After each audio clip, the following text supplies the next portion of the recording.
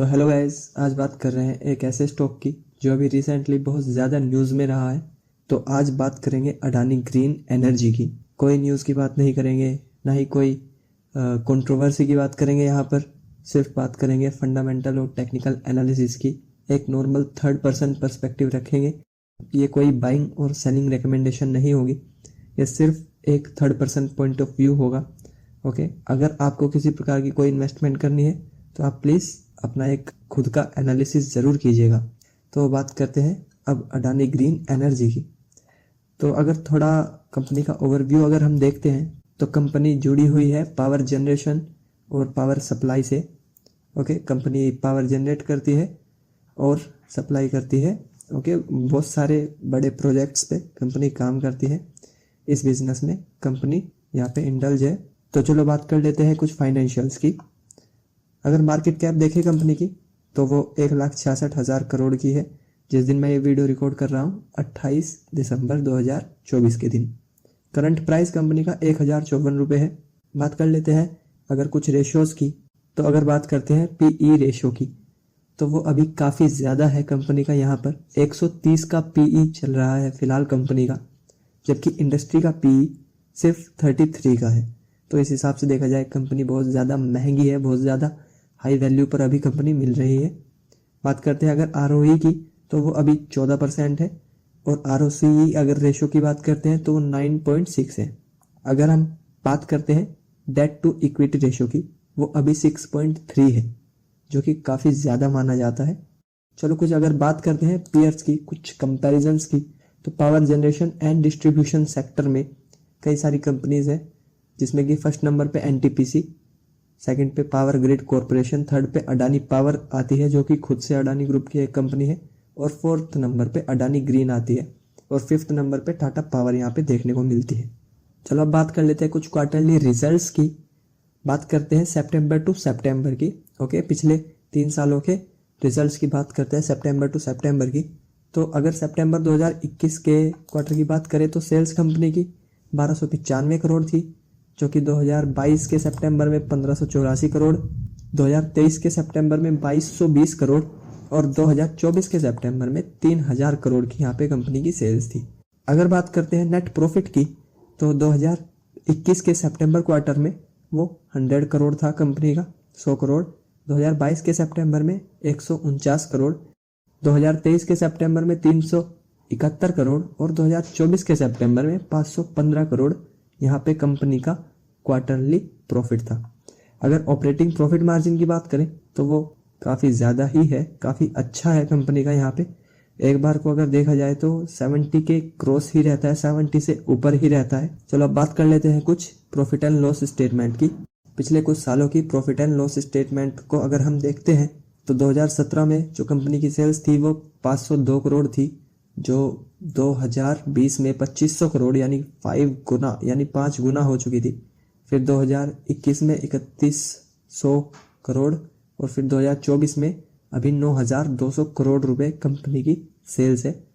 अगर net profit की बात करते हैं तो कंपनी प्रॉफिटेबल थी ही नहीं 2020 तक। कंपनी प्रॉफिटेबल हुई है 2021 में, जो कि पहला ही प्रॉफिट कंपनी का 182 करोड़ था। फिर 2022 में 489 करोड़, 23 में 973 करोड़ और मार्च 2024 में 1260 करोड़ कंपनी का यहाँ पे प्रॉफिट था ईयरली। अगर बात करते हैं कंपाउंडेड सेल्स ग्रोथ की तो अभी 5 साल की अवेलेबल है 35%, 3 साल की 43%, ये कंपनी की कंपाउंडेड सेल्स ग्रोथ है। अगर बात करते हैं कंपाउंडेड प्रॉफिट ग्रोथ की, पिछले 5 सालों की 36%, 3 सालों की 68% यहाँ पर कंपनी की कंपाउंडेड प्रॉफिट ग्रोथ है। अगर stock price compounded annual growth rate हम देखते हैं तो 5 सालों का वो 47% यहाँ पे रिटर्न है कंपनी का, जो कंपाउंडेड कंपनी ने दिया है, लेकिन पिछले 3 सालों में वो -9% है। अब बात कर लेते हैं कुछ बैलेंस शीट की। बात करते हैं रिजर्व्स की, तो कंपनी के जो रिजर्व्स है यहाँ पे 2018 तक थे ही नहीं, माइनस में थी कंपनी के रिजर्व्स। 2019 में वो 369 करोड़ के थे, फिर 2021 में 636, 2023 में 5700 करोड़ के और 2024 में अभी 8200 करोड़ 8200 करोड़ के कंपनी के पास रिजर्व्स है। अगर हम बात करते हैं बोरोइंग्स की तो वो काफ़ी ज़्यादा है कंपनी के पास, जैसे कि हमने अभी डेट टू इक्विटी रेशियो की भी बात की है। तो उस हिसाब से अगर हम यहाँ पे देखें 2018 में कंपनी के पास 9800 करोड़ नियरली 10,000 करोड़ के यहाँ पे कंपनी के पास बोरिंग्स थी।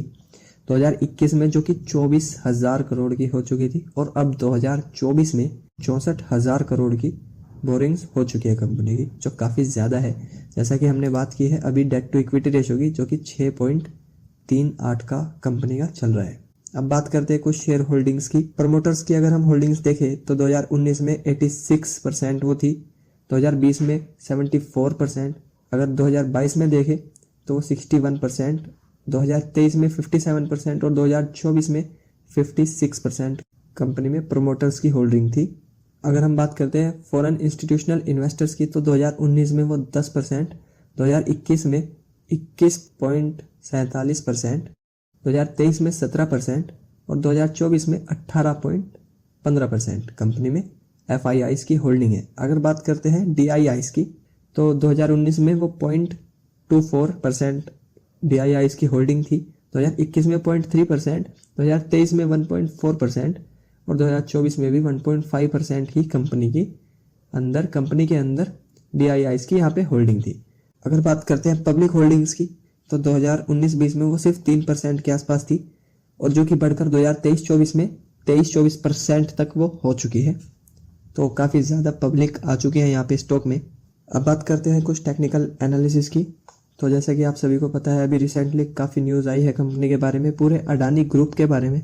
तो उसमें कंपनी के स्टॉक्स काफ़ी ज़्यादा गिरे हैं, उसमें कंपनी का जो स्टॉक्स का प्राइस है वो काफ़ी नीचे आ गया है। तो अभी बात कर लेते हैं कुछ टेक्निकल्स की। अभी वीकली टाइम फ्रेम पे अगर हम कंपनी का यहाँ पे स्टॉक देखते हैं तो वो उसका जो लास्ट हाई कंपनी ने मारा था वो 25 अप्रैल 2022 के आसपास मारा था, अप्रैल 2022 में, जो कि 2872 के आसपास था। उसके बाद से कंपनी ने ये लेवल बिल्कुल भी टच नहीं किया है। ओके, और फिर 2023 के स्टार्टिंग में जैसा कि आप सभी को पता है हिंडेनबर्ग की रिपोर्ट आई थी, उसके बाद कंपनी ने काफ़ी ज़्यादा फॉल किया था और कंपनी का जो स्टॉक प्राइस आ गया था वो 555 रुपये तक आ गया था। फिर उसके बाद धीरे धीरे कंपनी ने रिकवर किया है और जो इसका हाई अब लगा था वो जनवरी 2024 में लगा था लास्ट बारी। पिछले एक साल में अगर हम देखते हैं तो वो 2000 रुपये तक लगा था। उसके बाद से कंपनी ने दोबारा से फॉल किया है और अभी रिसेंटली कंपनी के बारे में फिर से यहाँ पे न्यूज़ आई है जिसमें काफ़ी गिरा है कंपनी का स्टॉक और फिलहाल कंपनी का जो प्राइस है वो 1054 रुपये पे आ चुका है। तो अभी देखा जाए तो काफ़ी ज़्यादा नीचे गिर चुकी है कंपनी। मैं ये नहीं बोलूँगा कि ये बहुत अच्छा स्टॉक है या बहुत ख़राब स्टॉक है, यहाँ पे आपको इन्वेस्टमेंट का मौका है या नहीं है। आप प्लीज़ अपना एक एनालिसिस ज़रूर कीजिएगा, लेकिन अपने ऑल टाइम हाई से अभी 63%, नियरली 63% नीचे कंपनी आ चुकी है। ओके, और अभी ये करेंटली बहुत ज़्यादा लो प्राइस पे मिल रही है, लेकिन फिर भी इतना नीचे आने के बाद भी कंपनी का जो PE रेशियो है वो काफ़ी ज़्यादा है। जैसे कि हमने अभी बात की थी वो अभी के अभी 130 का चल रहा है। तो आप प्लीज़ अपना एक एनालिसिस कीजिएगा।